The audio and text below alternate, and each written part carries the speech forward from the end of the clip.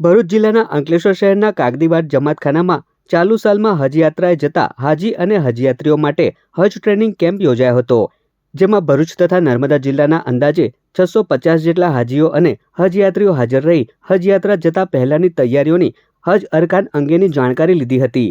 હજની ફઝીલત, Medina શરીફની હાજરી તથા ઉમરા અને હજ અંગેની તાલીમથી વાકેફ કરાયા હતા તથા દુન્યવી તાલીમ હજમાં 5 દિવસ તથા મેડિકલ અંગેનું માર્ગદર્શન અને પ્રશ્નોત્તરી બાદ દુઆ ગુજારવામાં આવી હતી.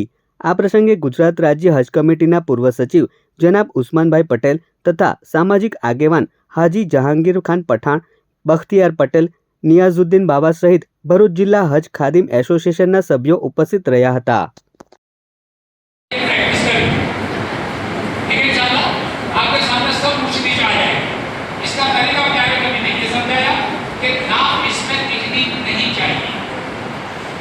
नाम अगर दिखेगी तो एहराम में सतर्क खुला रहे।